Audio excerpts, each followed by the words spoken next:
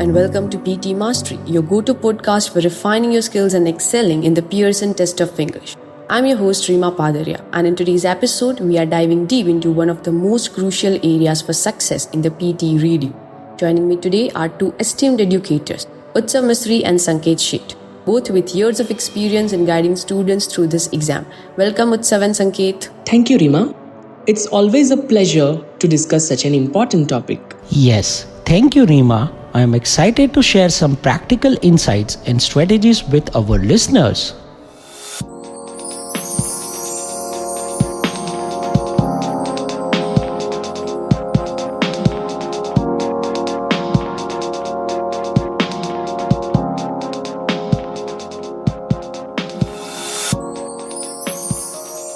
Fantastic. Now, the reading section of the PT is multifaceted and tests a wide area of skills, from comprehension and vocabulary to inferencing and structure identification.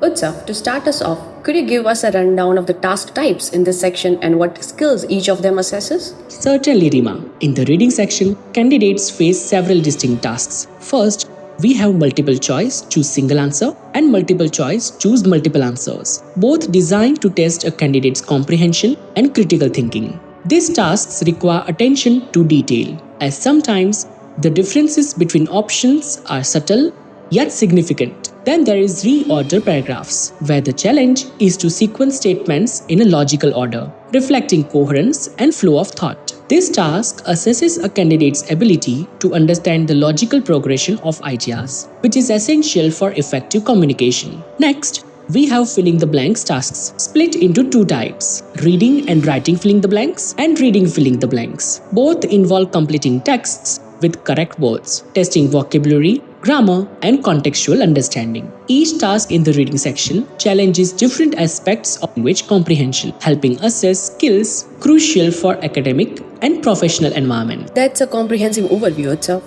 These tasks cover a wide spectrum and each presents its own unique challenges. Sanket, in your experience, what are some of the most common challenges that candidates face in this section? That's a great question, Reema. One of the most common challenges is time management. Candidates often get caught up in analyzing individual words or sentences, especially the multiple choice tasks, which can lead to a loss of valuable time. Another significant challenge is vocabulary depth. Complex or unfamiliar words can be intimidating, especially when candidates are not accustomed to academic language. Additionally, inferencing or reading between the lines can be tricky. This skill is particularly important in tasks like multiple choice, choose multiple answers, where the correct response often isn't directly stated but implied. Candidates need to grasp subtle meanings and underlying ideas, which requires both vocabulary knowledge and the strong understanding of context. To overcome these challenges, it is helpful to practice scheming and scanning techniques to locate key information quickly rather than focusing on each word. Building vocabulary, especially with academic and topic-specific words, is also essential. This can make understanding complex passages less daunting. And for inferencing, try reading articles or editorials and practice identifying the author's underlying messages or assumptions. Exactly, Sanket. That time pressure can be daunting and it requires a level of focus that's difficult to achieve without practice. Utsav, let's talk strategies. What techniques can help candidates address these challenges, especially with regard to time management? Absolutely, Reema. Managing time in the reading section starts with building the habit of skimming and scanning. Skimming allows you to quickly grasp the main idea of the text, while scanning helps locate specific details when answering questions. To make this more practical, I advise setting a timer during practice sessions. Candidates should practice reading a passage in under 2 minutes, for example, to build speed. It's also helpful to read questions first, as they can guide you on what to focus on when skimming the passage. By knowing what information you need in advance, you can prioritize relevant sections and avoid getting bogged down in unnecessary details. Another useful tip is to highlight keywords in the questions, such as dates, names, or specific terms, which can serve as anchors when you go back to the text. For tasks like multiple choice, choose multiple answers, try eliminating obviously incorrect options first. which can narrow down the choices and save time. Those are practical tips, Utsav. Timing is critical, and becoming familiar with how to skim and scan effectively can certainly enhance efficiency.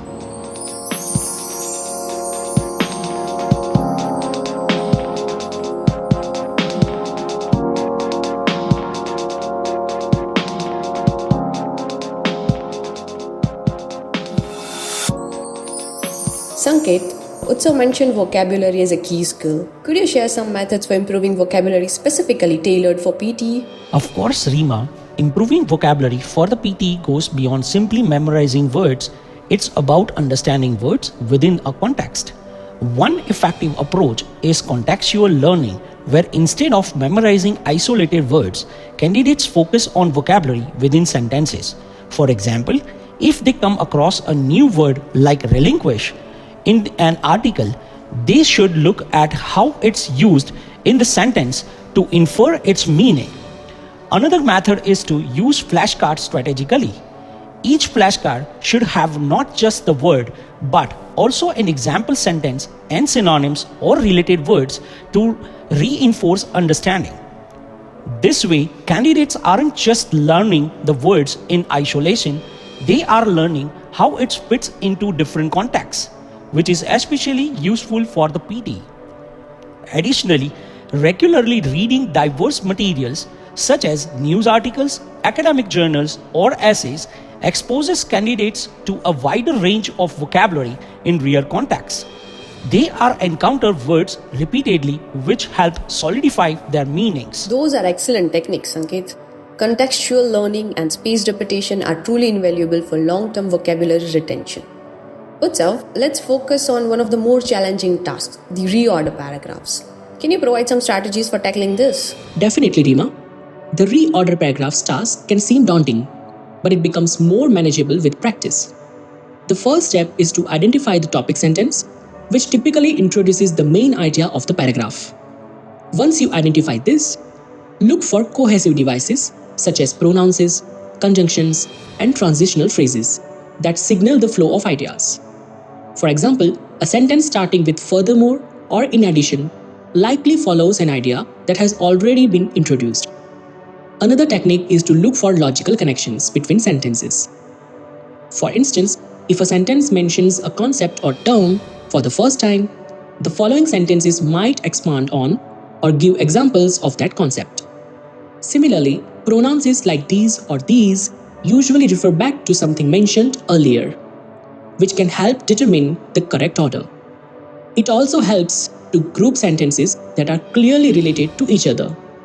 By pairing sentences that logically fit together, you can narrow down the possible sequence and arrange them more easily.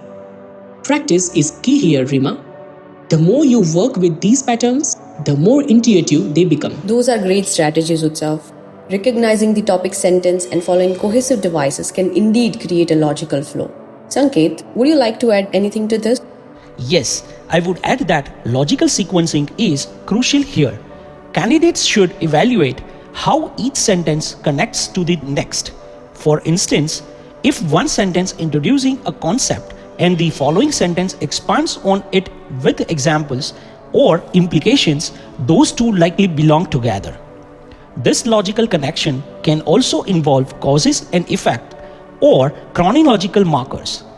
Practicing these connections not only helps in the reorder paragraphs task but also strengthens overall reading comprehension. Absolutely, Sanket. Logical sequencing is key. And I think this task really encourages candidates to think like writers, structuring sentences for clarity. Now, moving on to resources. What materials would you both recommend for candidates aiming to enhance their reading skills? For advanced vocabulary and complex sentence structures, I'd recommend academic journals and newspapers like The Economist or The Guardian. These sources often use formal language and complex ideas similar to what candidates might see on the PTE. Additionally, practicing with official PTE practice tests is essential. They provide a realistic sense of what to expect, especially with timing. These resources also help candidates get accustomed. I completely agree, Utsav. I would also recommend using websites that focus on reading comprehension exercises like BBC Learning English, which offers shorter passages and comprehension questions. This can be especially helpful for candidates who have limited time but want to practice specific skills. Consistency is key. So even reading one article daily or setting aside 20 minutes for reading practice can make a substantial difference over time. Fantastic recommendations. With resources like these, candidates can expose themselves to a wide range of topics and vocabulary. Now, I would like to ask both of you for some final words of advice. Utsav, what would you say to our listeners about maintaining motivation and consistency in reading practice? My main advice would be to stay patient. Reading proficiency develops gradually, and every little bit of practice counts. Set achievable goals like reading a challenging article or completing a practice passage each day. Tracking progress is also helpful. Over time, you will notice improvements in your speed and understanding, which can be incredibly motivating. I agree wholeheartedly. I would add that enjoyment is essential. When you genuinely enjoy what you are reading, practice does not feel like a chore. Choose topics that fascinate you, whether that's science, history, or current events. And remember, consistency always triumphs intensity. Even a little practice every day can lead to significant improvement over time.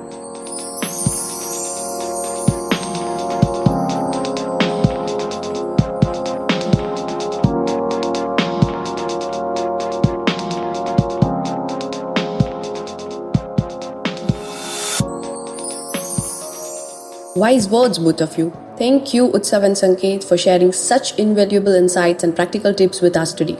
I'm sure our listeners are walking away with a renewed strategy for tackling the reading section of the PT. Before we wrap up, could you let our listeners know how they can reach out to you if they have any further questions or need assistance with their PT practice? Thank you, Reema. For anyone who has questions or needs further guidance, feel free to reach out through the official portal of Aspire Square or Coaching Square. Our teams are always ready to support PTE candidates in their preparation journey. Thank you, Reema. Listeners can contact me both online and offline.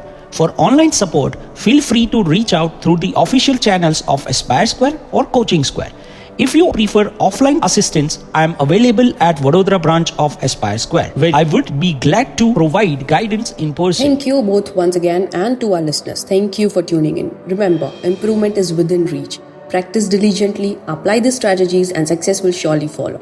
I am Reema Padariya signing off from PT Mistry. Until next time, keep progressing, keep practicing. Goodbye.